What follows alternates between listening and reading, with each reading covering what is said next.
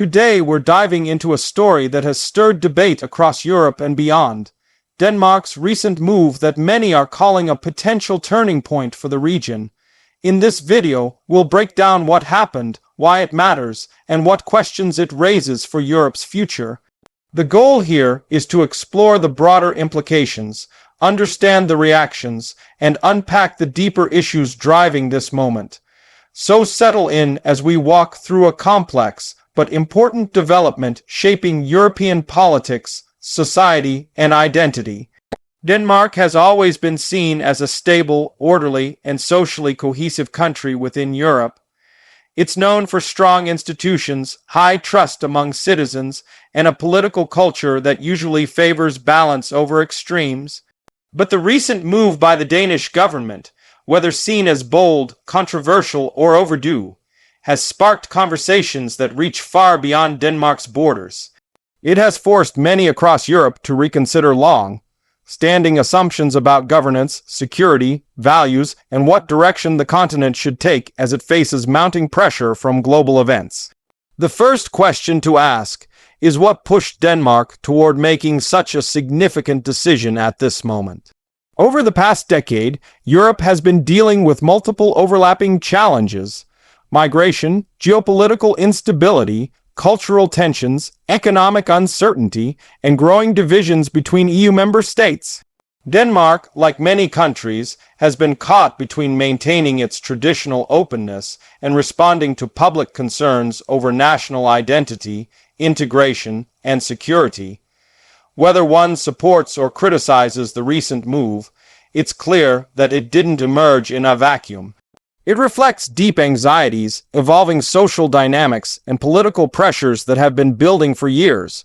One of the core issues at the center of this development is the debate between national sovereignty and shared European responsibility.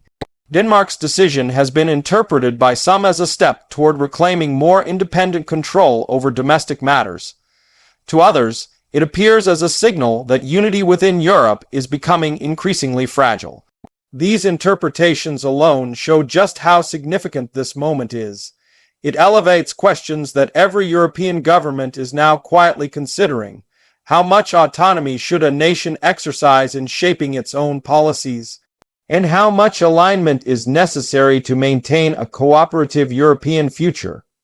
Public reaction within Denmark has been mixed but intense. Supporters argue that the government is finally responding to real concerns that have been ignored for too long. They believe Denmark is taking a pragmatic approach, one that prioritizes stability, order, and the long-term interests of the nation.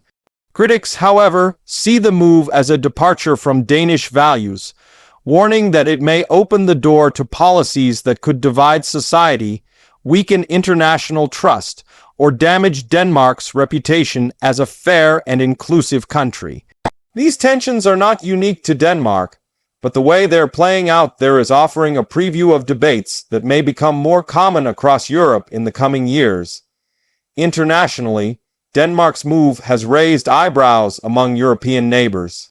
Some countries quietly admire the decisiveness, seeing it as the kind of bold action they might one day need to take themselves. Others worry that it will trigger a domino effect, encouraging similar actions that could weaken collaboration across the EU. The balance between national interests and European unity has always been delicate, but Denmark's decision has made that balance feel even more precarious. It opens the door to a larger conversation about whether the existing frameworks are flexible enough to handle new realities. A major part of the discussion surrounding this moment is the cultural impact. Europe has long prided itself on its diversity, human rights protections, and social welfare systems. Denmark has been a leader in many of these areas. Any shift in how it manages social or political questions naturally leads people to wonder what this means for European values as a whole. Does this signal a more cautious and defensive Europe? Or is it a temporary reaction to rising pressures? These questions matter because cultural identity is deeply connected to public trust and political accountability. Changes in one country often ripple outward, influencing the mindset of others. Another factor driving analysis is how Denmark's decision fits into the changing global landscape. Around the world, countries are reassessing their priorities in response to shifting alliances, economic stress, technological disruption, and security concerns. Nations are becoming more protective of their borders, more assertive about domestic policy, and more aware of their vulnerabilities. Denmark's move can be seen as part of this global pattern.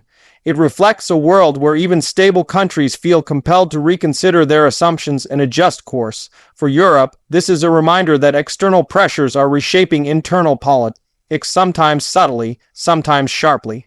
As we break down the implications of Denmark's action, it's worth recognizing that there are no simple interpretations. What looks like a necessary step to some may seem like an unnecessary escalation to others. What feels protective to one group may feel restrictive to another. The real story is the complexity of the forces at play, and this complexity is exactly why the move is being watched so closely. It represents a crossroads moment where Europe must confront its internal contradictions and decide what kind of future it wants to build. The economic side of the discussion is also important. Political decisions often come with financial consequences, whether through changes in labor markets, shifts in consumer confidence, or reactions from international partners. Denmark's choice could influence investment, migration patterns, and cooperation agreements across the region. Analysts are already exploring scenarios that could unfold depending on how other countries respond. Will there be alignment, pushback, or quietly increasing fragmentation? Whatever the outcome, Denmark's decision has added a new layer of uncertainty to an already unpredictable European landscape. For everyday citizens, the situation has brought a mix of hope, confusion, and concern. People wonder how this will affect their daily lives, their sense of security, and their future opportunities. For some, Denmark's move offers reassurance that government is listening and acting decisively. For others, it introduces fear about growing division or the erosion of freedoms. This emotional dimension is a crucial part of the story. Political decisions are not just strategic. They shape the psychological atmosphere of a country. And right now, that atmosphere is charged with both expectation and unease. Media coverage across Europe has reflected this tension. Some outlets present the move as a wake-up call for the continent. Others frame it as a risky gamble that could weaken trust among nations. The diversity of perspectives shows just how far-reaching the consequences might be. Even countries outside Europe are watching, wondering whether this moment will inspire similar shifts elsewhere or remain a uniquely Danish response to uniquely Danish challenges. As Denmark moves forward, the government will face the difficult task of managing public expectations while balancing international responsibilities.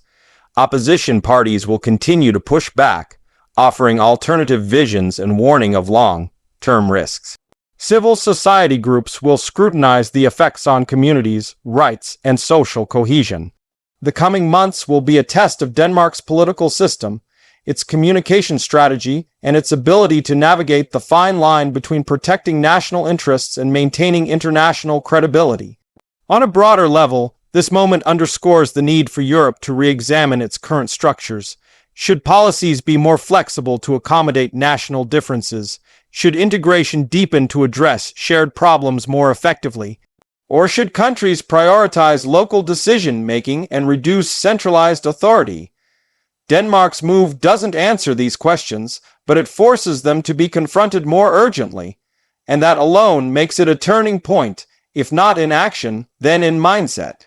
One of the biggest questions now is how this will affect the next generation of Europeans. Young people are growing up in a continent shaped by rapid change. They are witnessing shifts in politics, identity, climate policy, technology, and borders.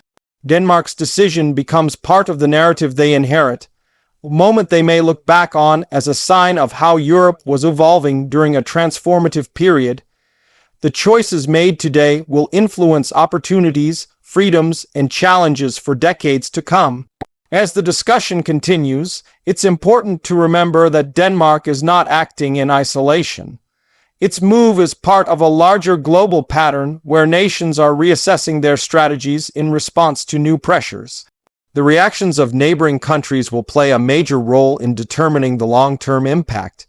Unity, cooperation, and shared values have always been defining elements of the European project. The question now is whether those principles can be preserved while allowing space for countries to adapt to shifting realities. Ultimately, Denmark's move raises more questions than answers. Is this the beginning of a new era for Europe? Is it a temporary recalibration, or is it a sign of deeper divisions that will become more visible over time? These are questions that policymakers, analysts, and citizens will continue to debate. And they are questions that will shape the future of Europe in ways we are only beginning to understand. As we wrap up this script, remember that moments like these deserve careful attention. They challenge us to think critically, to look beyond headlines, and to consider the long-term implications of political choices. Denmark's decision may be controversial, but it is undeniably significant. It highlights the tension between tradition and change, values and security, unity and independence. And it reminds us that even the most stable countries must sometimes confront uncomfortable realities. Thank you for watching and exploring this important topic. Stay informed, stay thoughtful, and stay engaged as Europe navigates one of its most complex and defining periods in recent history.